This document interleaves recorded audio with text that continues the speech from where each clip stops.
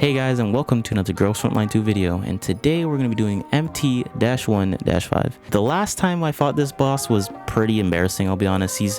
For some reason they scaled him with no health, and it was just kind of a waste of time of a guide. Did it anyways just in case you needed it, but this one should be more conducive to something that you'll need.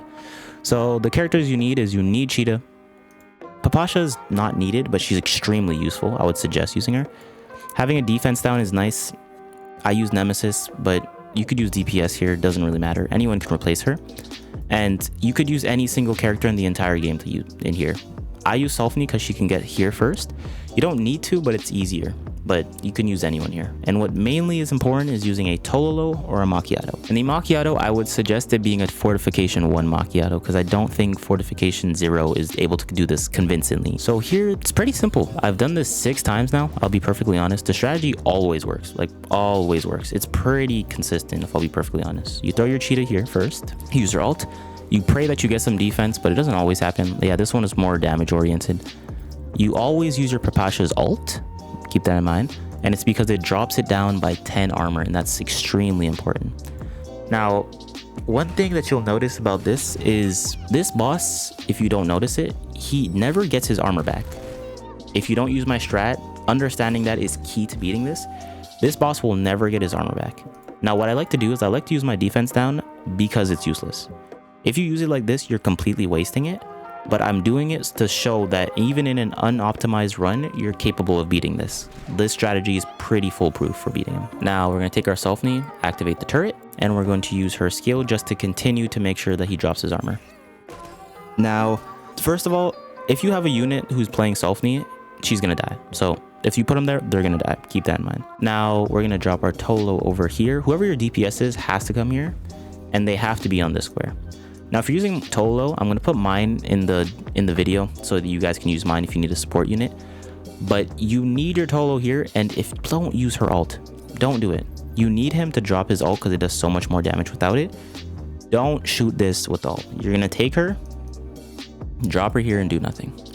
Now, the reason that we sacrifice one of our units to get we sacrifice our units to get that turret is because the turret is going to sponge all of the entire damage on the screen.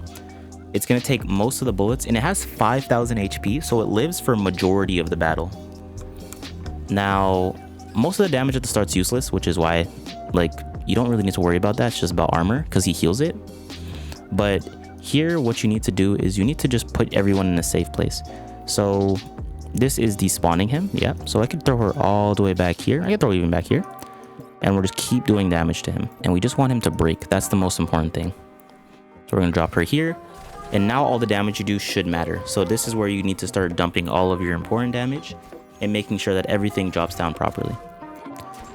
Here, we'll just use our Nemesis to clear ads. When you break him, he spawns a bunch of more enemies, and they get they do a lot of damage. So making sure you take care of them is definitely something you should prioritize here and there. You have enough time to beat him, so just make sure you kill them. We're going to kill another one of these. The one closer to you is probably better because he's going to attack you. And this one might attack the turret, so you want to keep your people alive. And lastly, this is where you get the damage. For my Tolo, I like to do ult then skill, so we're going to ult him.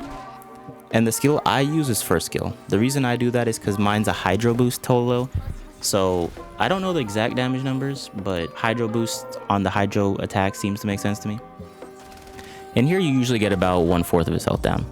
This round actually isn't the most damaging one. And you'll notice that as you get through this, the main thing you're going to be noticing is it's all about staying alive. Now, usually your Cheetah will die. I got lucky. This is one of the lucky runs. It's only happened once though. Most of the times, Cheetah dies. So keep that in mind. Now, when going through this, you just kind of rinse and repeat. You'll use your Nemesis. Here, no one's near her, so you could just shoot the boss. And one thing you'll notice is for Papasha, her City Warden actually is she's mainly used for sponging damage.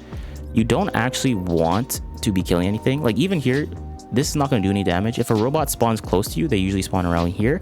Kill the robot. Don't hit the boss. But since there's nothing, we got a lucky run. We're going to use like this. And our Cheetah is going to die 100%. So, well, it will just run away and just keep doing damage is basically what we'll do for now. And for this round, you won't do too much damage, but you should be fine. And we'll just use the skill. And for most of you, if you do the exact same thing that I am, your Cheetah should be dead. Your Warden usually has the same amount of health. And the main thing that's important is having your Papasha alive and having your Nemesis alive. That's usually pretty consistent because you can just run away. Now what we'll do is we're going to use our defense down here and we're going to run away because we're going to try to make sure that my Tololo's ult does as much damage as possible. Luckily our cheetah didn't die. This is a super lucky run.